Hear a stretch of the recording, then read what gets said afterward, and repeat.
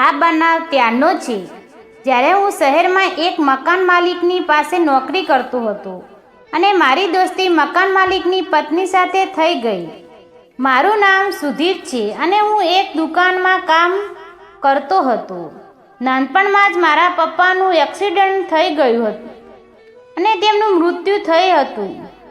મારા બાપુજીના ગુજરી ગયા પછી ઘરની બધી જવાબદારીઓ મારા ઉપર આવી ગઈ હતી.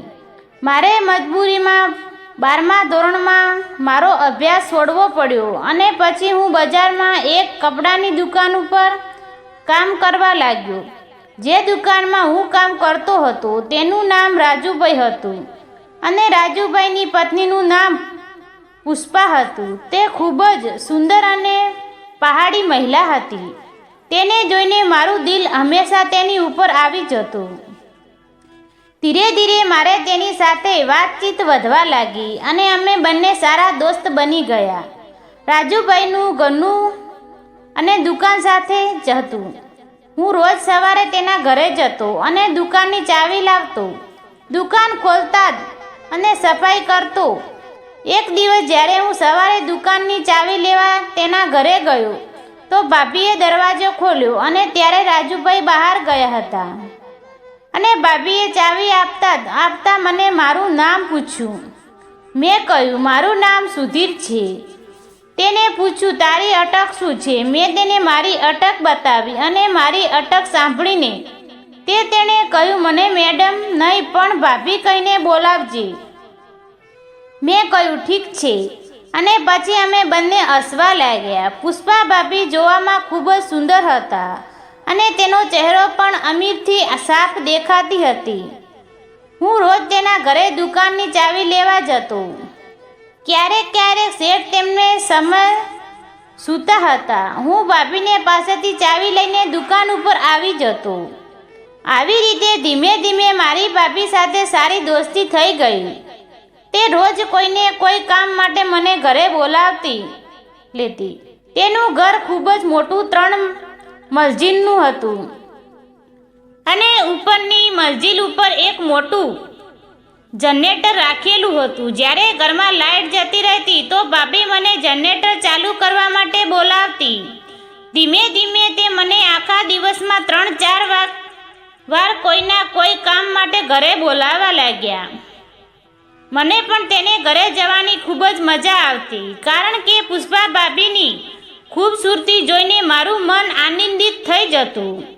તે મને રોજ હવે ખૂબ જ વહાલી લગાવવા લાગ્યા. મારા મનમાં એમ થતું કે હું એનાથી દૂર જ ન જાઉં, તેની પાસે રહું. એક દિવસ બપોરનો સમય પુષ્પા ભાભી રાજુભાઈને ફોન કર્યો અને મને ઘરે બોલાવ્યો અને ભાભીએ ભાઈને કહ્યું કે તેની સાથે જ્યુસ મોકલજો. રાજુભાઈએ મને પૈસા આપ્યા અને કહ્યું કે તારા ભાભી માટે જ્યુસ લઈને ઘરે જા. હું ખુશી જ્યુસ લઈને તેના ઘરે ગયો. તે દિવસે ભાભીએ મને કહ્યું, તમે ખોટું ન લાગે તો હું એક વાત પૂછું? મેં કહ્યું, હા ભાભી, પૂછો ને. ભાભીએ કહ્યું, તારે કોઈ દોસ્ત છે? હું શરમાતા બોલ્યો, નથી ભાભી, મારે કોઈ દોસ્ત નથી. તો ભાભી કહેવા લાગ્યા, તું એટલો ક્યુટ છે અને એટલો બધો સુંદર છે તો છતાં તારે કોઈ દોસ્ત કેમ નથી? હું મહેસૂસ થઈ ગયો અને બોલ્યો, ભાભી, હું ખૂબ જ ગરીબ છું અને ગરીબો સાથે દોસ્તી પણ કોણ કરશે? ભાભીએ કહ્યું, એવી કોઈ વાત નથી. પ્રેમ પૈસા જોઈને થોડો થાય છે. મેં ભાભીને કહ્યું, બધા લોકો તમારા જેવા નથી વિચારતા. ભાભીએ પોતાની આંખો નચાવતા મને કહ્યું,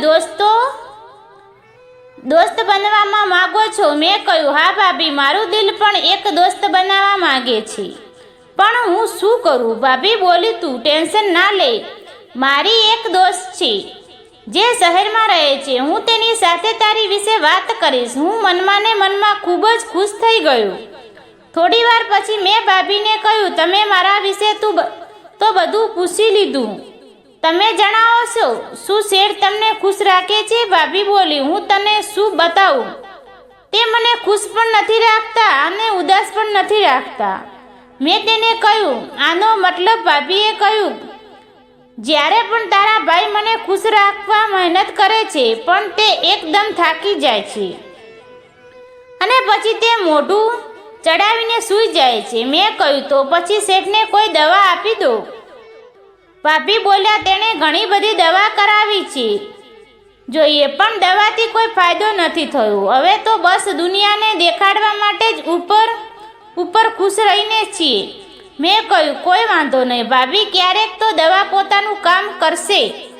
મને સમજાવવા આવી ગયું હતું કે ભાભી અંદરથી ખૂબ જ અંધૂરા છે અને શેઠ ફક્ત જોવામાં જ મજબૂત અને તંદુરસ્ત દેખાય છે હતા, પણ તેની અંદરથી તાકાત ન હતી. આમ જ થોડા દિવસો વીતી ગયા અને ભાભીએ તેની વાતનો કોઈ જવાબ આપ્યો નહીં. એક દિવસ બપોરે જ્યારે સામાન લેવા માટે ભાભીએ મને તેના ઘરે બોલાવ્યો, તો મેં તેને દોસ્તવાળી વાત યાદ દેવડાવતી. તેણે મને એકદમ યાદ કરતા કહ્યું, અરે હા, મેં તને પૂછ્યું હતું, હું ખૂબ જ ખુશ થઈ ગયો. ને બોલ્યો, તો તેણે શું કહ્યું? તો ભાભી બોલી, અરે યાર, તમે શું બતાવું? તેણે ના પાડી દીધી. મારું દિલ તૂટી ગયું અને મને ઉદાસ થઈ ગઈ. ભાભીએ કહ્યું, કોઈ વાંધો નહીં, તું મન નાનું ન કર, હું તારી દોસ્તી જરૂર કોઈ સાથે કરાવીશ. તારે તારા ભાભી ઉપર ભરોસો રાખવો પડશે. મારા શેઠ દર રવિવારે પોતાના ગામડે ત્યાં તેની ઘણી બધી જમીન હતી. ત્યાં જમીનની ખેતીવાડીનો હિસાબ કિતાબ કરતા અને દુકાને રવિવારે બંધ રહેતી. એટલે હું ક્યારેક ઘરના કામમાં મદદ કરવા માટે ભાભીના ઘરે જતો. આવતો જઈને ભાઈને ખૂબ જ સારું લાગતું અને તે મને પસંદ કરતા. જ્યારે પણ હું ભાભી પાસે ફિલ્મ જોવા માટે પૈસા માગતો તો મને પૈસા પણ આપતા. એક દિવસ રાતે જ્યારે ઘરે લાઈટ જતી રહી તો ભાભીએ મને ફોન કર્યો અને જનરેટર ચાલુ કરવા માટે બોલાવ્યું. જ્યારે હું જનરેટર ચાલુ કરીને પાછો જવા લાગ્યો હતો તો મારા દિલની અંદર અવાજ આવ્યો કે આજે ભાભી એકલા છે, એટલે મારા દિલની વાત જણાવી દેવી જોઈએ. પણ હું કઈ રીતે કહું, સમજાવવામાં નહોતો આવતું. ઘણો વિચાર પછી મારા મનમાં એક આઈડિયા આવ્યો. મેં કહ્યું, ભાભી, મારે સીડી પ્લેયર ઉપર ફિલ્મ જોવી છે. તો ભાભીએ કહ્યું, હું તને પૈસા આપું છું, તું સિનેમા ઘરમાં ફિલ્મ જોઈ. મેં ભાભીએ કહ્યું કે મારે પેલી રાજા બાપુ ફિલ્મ જોવી છે. ભાભીએ કહ્યું કે ફિલ્મ. મેં ભાભીને કહ્યું, હું તમને કઈ રીતે બતાવું, તમે સમજી જાઓ. તો ભાભી કહેવા લાગે, અરે છોટું, તું મને સાફ જણાવ કે શું કહેવા માંગે છે. મેં ભાભીને કહ્યું, પહેલાં તમે મને વચન આપો કે તમે ખોટું નહીં લગાડો. ભાભીએ કહ્યું, હું ખોટું નહીં લગાડું. મેં ક્યારે પણ તારી કોઈ વાત ખોટી લગાડી છે? મેં ભાભીને ઈશારો કરીને સમજાવ્યું એટલે ભાભી સમજી ગઈ અને પછી મેં થોડું રિલેક્સ થઈને કહ્યું, હા, હું તેની વિશેષ વાત કરું છું. પછી ભાભીએ કહ્યું, અરે પાગલ, આમ શું પ્રોબ્લેમ છે? કાલે રવિવાર છે અને તારા ભાઈ ગામડે જવાના છે. હું મારા ફ્રેન્ડ પાસે એક સીડી મંગાવીશ લઈશ. હું આવી જે અને ભાભીને કહ્યું, પણ મારી એક શરત છે.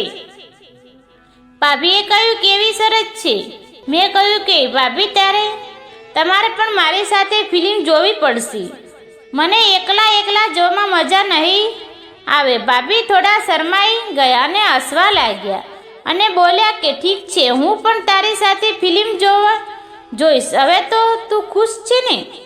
મેં કહ્યું કે હા, હું ખુશ છું. બીજે દિવસે સવારે હું ભાભીના ઘરે ગયો. ભાભી ઘરે ન હતા એટલે હું સમજી ગયો કે ગામડે જતા રહ્યા છે અને ભાભી ઘરમાં એકલા જ હતા. જ્યારે મેં દરવાજો ખોલ્યો તો હું તેને જોતા જ રહી ગયો. તમે ખૂબ જ સુંદર સાડી પહેરી હતી. રોજ નવા કપડાં પહેરતા, પણ આજે કંઈક અલગ જ તૈયાર થયા હતા. હું તેને જોતા જ રહી ગયો. ભાભીએ મારા ગાલ ઉપર ટપલી મારી અને કહ્યું હતું કે ખોવાઈ ગયું. મેં ભાભીને કહ્યું, ભાભી, આજે તો તમે બિલકુલ ચાંદના ટુકડા જ લાગો છો. હું હસતા હસતા અંદર ગયો ને ભાભીને પૂછ્યું, ભાભી ફિલ્મની સીડીનું શું થયું? શું તમે મંગાવી? ભાભીએ કહ્યું, સારી યાર, મેં એક ફ્રેન્ડને કહ્યું હતું મને એક સારો ફિલ્મની સીડી આપ, તો તે મને કહ્યું તેની પાસે જે હતી તે ખબર થઈ ગઈ છે. ભાભીની વાત સાંભળીને મારો ચહેરો ઉતરી ગયો. મને લાગ્યું કે મારો મૂડ ખરાબ થઈ ગયો. ભાભીએ મારા ચહેરાને જોયો તો તેણે મને પણ ખૂબ જ ખરાબ લાગ્યું, પરંતુ પછી ભાભીએ જે કહ્યું તે સાંભળીને હું હેરાન થઈ ગયો. ભાભી બોલ્યા, મૂવીની સીડી નથી તો શું થયું? અને તું મૂવીની અંદર શું જોવા ચાચે? અનુભવ તો અસલ જિંદગીમાં જ થાય છે, અને આજે તને તે સમય મળવાનો છે. જો હું તને મારી મૂવી બનાવવામાં મોકો આપું તો શું અનુભવી કરવા માંગવીશ છે?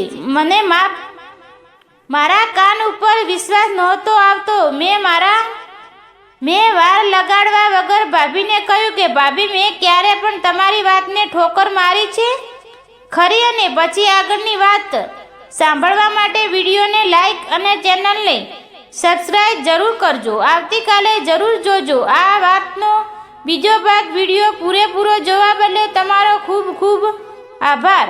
ધન્યવાદ.